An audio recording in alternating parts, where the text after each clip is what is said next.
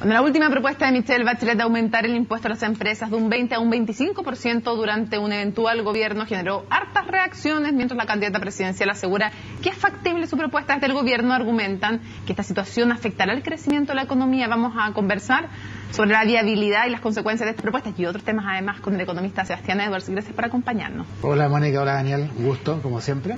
A ver, lo primero, ¿qué le pareció en términos generales la propuesta tributaria de Michelle Bachelet y si cree que afecta o no el crecimiento, si es que se realiza?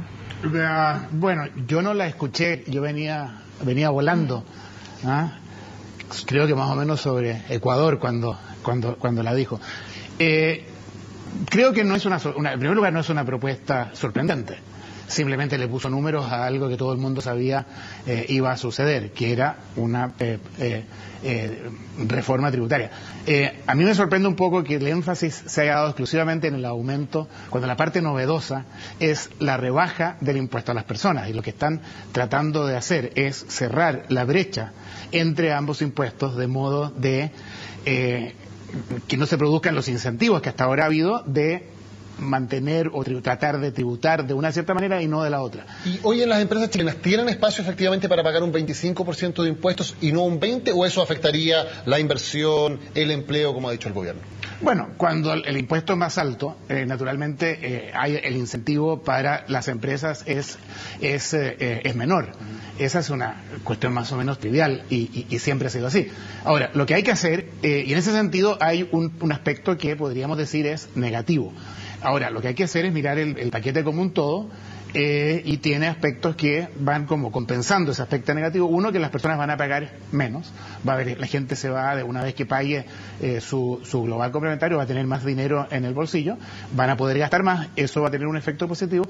Y la gran pregunta que no se ha hecho de verdad es: ¿qué vamos a hacer con los 8.200.000 millones de dólares que va a generar esta propuesta? Y eso es lo que a mí me preocupa. De eso lo que se ha dicho hasta ahora es que se van a destinar a educación buena parte, pero no todo, se dice. De hecho, 2 puntos del PIB, que parte iría directo a eso. Y una de las propuestas también, efectivamente, es educación superior gratuita.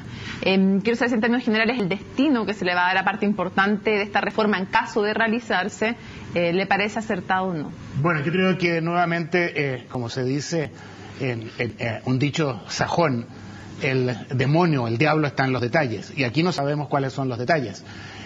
Hacer educación mala pero gratuita es una tradición latinoamericana de décadas y es el centro de por qué hoy día en Latinoamérica está retrasada con respecto a lo que debiera haber estado. Por tanto, lo que se trata es que la educación sea de calidad, y yo no he leído nada, excepto posiblemente de Andrés Velasco, que hable de cómo mejorar la calidad de la educación. Entonces, ¿cuáles son los detalles? En este momento lo que sabemos es que hay una propuesta para aumentar los impuestos de las empresas, que va con una rebaja de impuestos a las personas que se van a dedicar a ciertos proyectos que no tenemos los detalles. Ahora, queda trecho en las elecciones para que sepamos cuáles son los detalles, pero mientras no lo sepamos, tenemos que tener gran signo de interrogación. Antes de seguir con el tema de educación y para ir cerrando el asunto de la reforma tributaria y de los impuestos, hoy Michelle Bachelet dice: esto no va a ser para las pequeñas y medianas empresas, solamente para las grandes empresas. ¿Es real? ¿Se puede hacer un sistema tributario realmente diversificado donde las grandes empresas paguen tanto y las pymes paguen menos? Bueno, ¿se acuerdan del multi-root?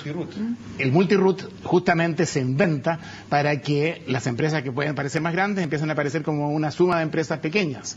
Y la experiencia internacional es en este sentido absolutamente abismante, en que el efecto inicial, certero, explosivo de hacer un sistema que se diversifica es que las empresas grandes se van a declarar suma de empresas chicas. Entonces distorsiona, y en vez de estar dedicados a producir, a ser más eficientes, a ser más creativos, vamos a estar dedicados a inventar maneras de darle vuelta para que todos seamos empresas chicas. Por tanto, eso es una mala idea. En relación a nuestro PIB, ¿qué tal está la carga tributaria en Chile respecto de las empresas y respecto de las personas en comparación con el promedio mundial o en comparación con otros países que sea interesante mirar como referencia? Bueno, ese es una comparación importante. Pero que siempre hay que notar que en Chile el sistema de pensiones va por fuera. Por tanto, cuando uno compara con un país, por ejemplo, como Brasil, por poner un ejemplo, que ustedes justamente estaban mostrando las manifestaciones hoy día en Brasil, en que no hay un sistema de capitalización de las pensiones, sale mucho más abultada la carga tributaria en un país como Brasil, en parte porque las pensiones van adentro. Una vez que uno hace esa corrección, la carga tributaria de las empresas en Chile es un poquito más baja que en el resto de los países, y la carga de las personas es un poco más alta, y lo que tenemos bastante elevado es el IVA. En ese sentido, se podrían hacer ciertos ajustes. Ahora, si uno usa América Latina como comparación, nosotros tenemos una de las tasas más altas de ahorro y de inversión de las empresas, lo cual es producto justamente de esta tasa de impuesto que incentiva el ahorro. Que incentiva el ahorro. Sí, lo que hace el FUT, que tiene muy mala fama es precisamente incentivar el ahorro de las empresas. Ahora, el hecho de que se abuse significa que hay que mejorar la fiscalización. Sin ningún lugar a duda, eso a mí no me cabe ninguna duda. Y que se abusa, se abusa. ¿Pero se debería acabar con el FUT para evitar estos abusos? No, yo creo que no debiera acabarse con el FUT. Creo que es, como principio en general, que es fomentar el ahorro y la inversión en un país que tradicionalmente había tenido una inversión muy baja y un ahorro muy bajo, es una muy buena idea. El promedio de América Latina de ahorro es de 19%. El nuestro es como de 25%. Y esto se debe a todos estos mecanismos que se han ido desarrollando, que son mecanismos relativamente, bueno, se pueden hacer ciertos ajustes, pero hay que tener cuidado. No hay que ser sobredramático de decir aquí viene el final del mundo, pero también hay que tener cuidado. Tampoco hay que ser frívolo y decir esto no tiene ninguna importancia, porque sí la tiene. Ahora, justamente algunos sospechan que podría en esta propuesta, es difícil saberlo porque no la conocemos en detalle, afectarse este famoso FUT porque no alcanzan las cifras. O sea, si uno ve lo que están diciendo, lo que se sube y lo que se baja, que es lo que conocemos hasta ahora, no alcanzan a recaudarse 8.100 millones de dólares. ¿Cree usted que, es difícil saberlo, pero cree usted que puede ir por ahí en el fondo de la mano? Porque también no dice cómo se alcanza, falta un trecho importante de recursos para entender cómo se recaudan. Bueno, los detalles no los conocemos. El equipo de la expresidente Alberto Arenas y esa gente es muy capaz. Alberto tiene una gran experiencia en materia tributaria, por tanto vamos a suponer que está bien hecho y que una vez que sepamos los detalles podemos discutir sobre los méritos de la propuesta y no que vayamos a descubrir algún error que no creo que haya. Ahora, hablamos al principio también de este tema que también se propone rebajar el tope del impuesto a las personas de 40 a 35%. ¿Por qué podría ser una buena idea bajarle el impuesto que al menos es el que al menos teóricamente, pagan las personas de más ingresos en Chile? Bueno, lo que pasa está relacionado con lo que hablábamos del FUT hace un momento. Al ser 20% el impuesto de las empresas y 40% el impuesto de las personas, que son al final las dueñas de las empresas.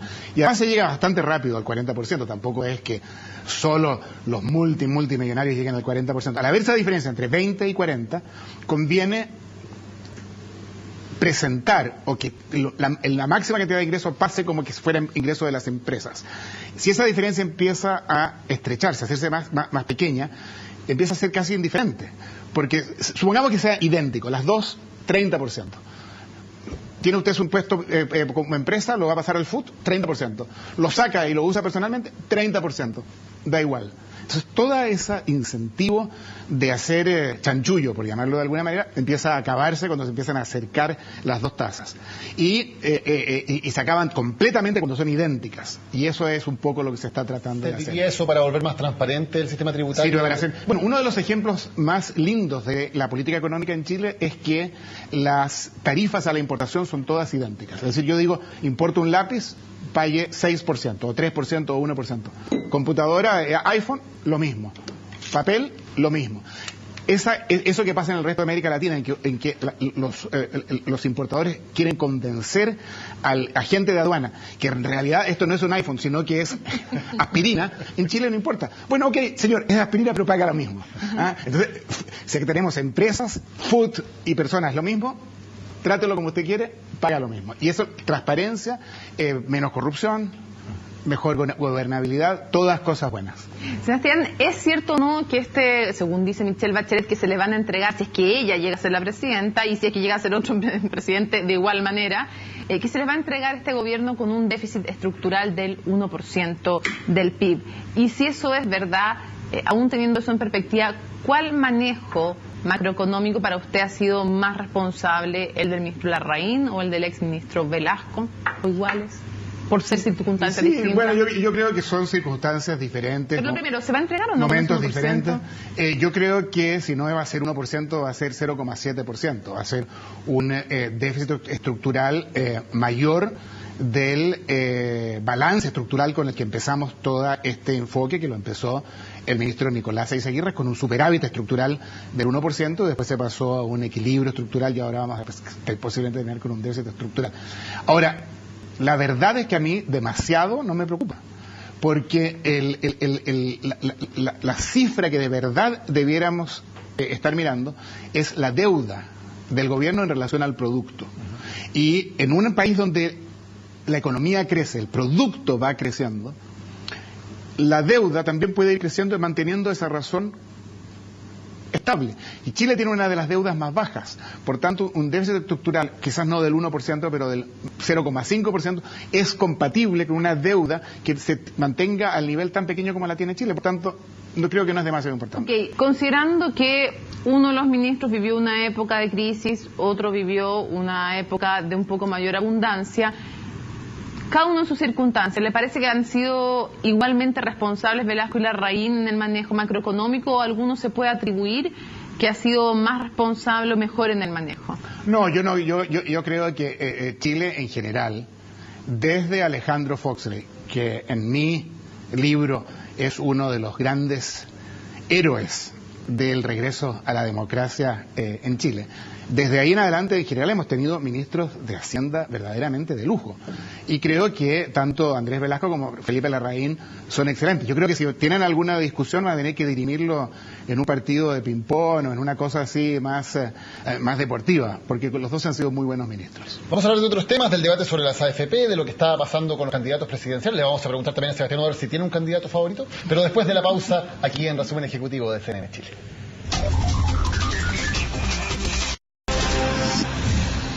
Continuamos junto al economista Sebastián Oder. Sebastián, otro de los temas pendientes y que está súper fuerte en la discusión hoy en día es el tema de la AFP. Hay discusión de si está en crisis o no, o si pronto va a estar, o tal vez en el mediano plazo, en crisis el sistema chileno. ¿Cuál es su visión al respecto? ¿Realmente es un sistema que hay que corregirlo o cambiarlo de raíz?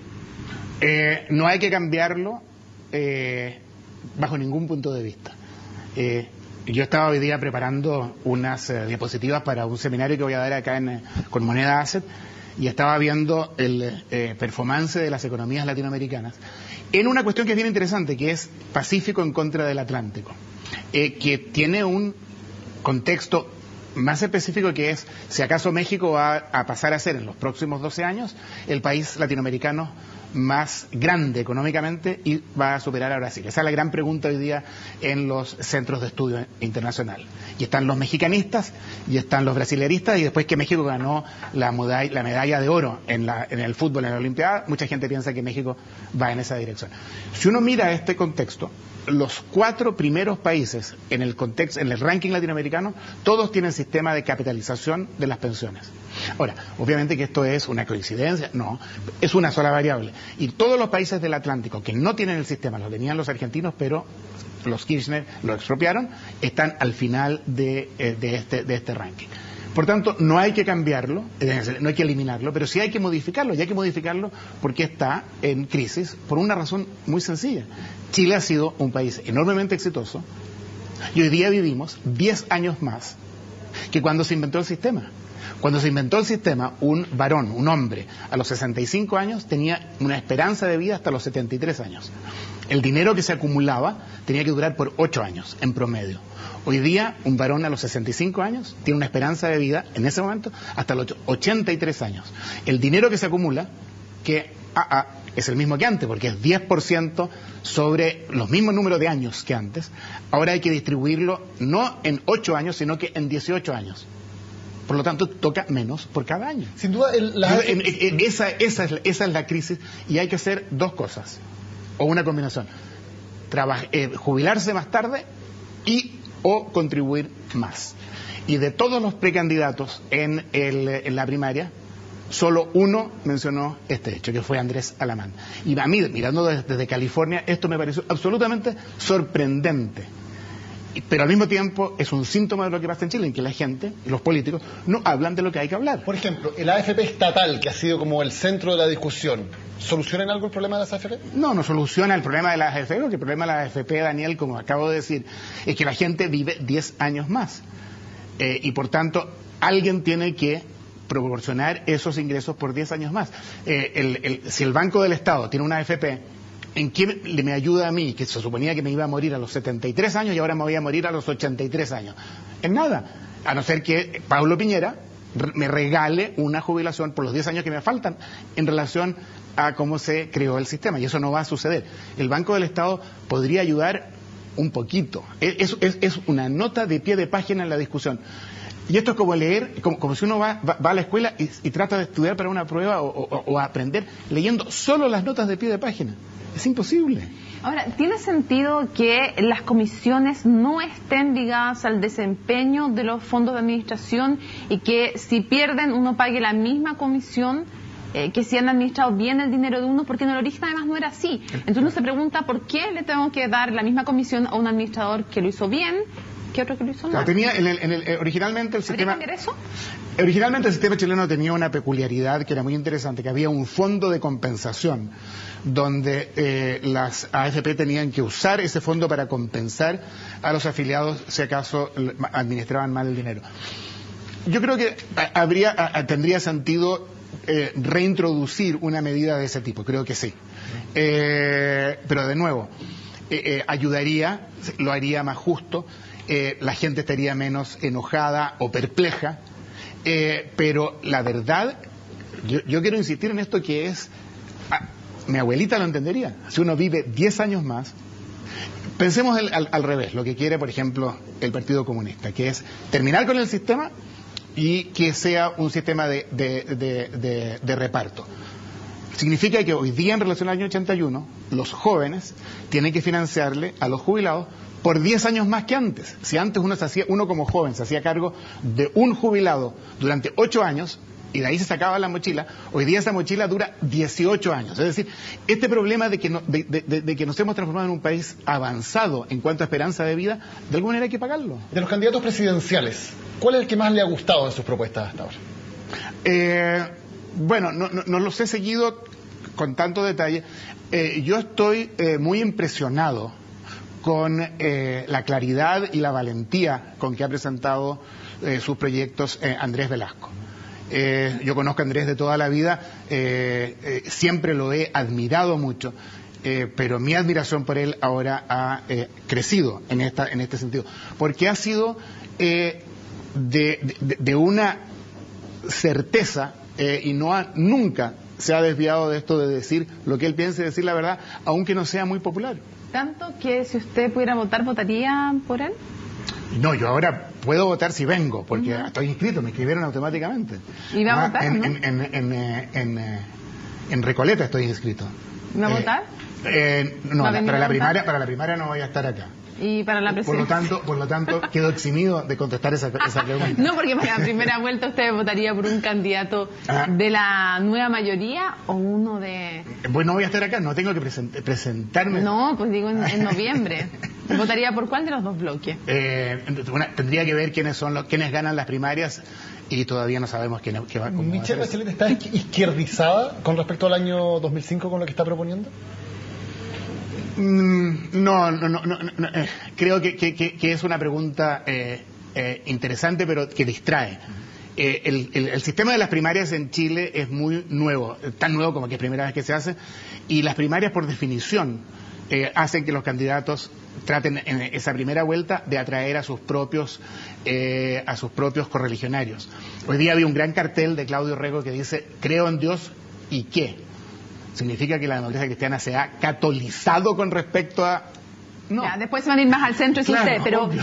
¿tiene algún efecto importante el hecho de que el Partido Comunista entrara en un eventual gobierno y cuál sería ese efecto según usted? No, yo creo que obviamente tiene un efecto. Digamos, si hay socios en una coalición que son socios a los cuales se está tratando en forma diferente, a un punto en que hay ciertos cupos en el Congreso, en la carrera parlamentaria, que no están siendo disputados con esos candidatos, esos van a tener influencia y por tanto hay que darles cabida. Y yo creo que eso hace una diferencia que a mí no me gusta, personalmente, pero eso es una cuestión ya personal. Le agradecemos a Sebastián Edwards por haber estado hoy con nosotros. Muchas gracias. Muchas gracias. Y nos vamos rápidamente a ver imágenes en vivo de Brasil, porque en varias ciudades continúa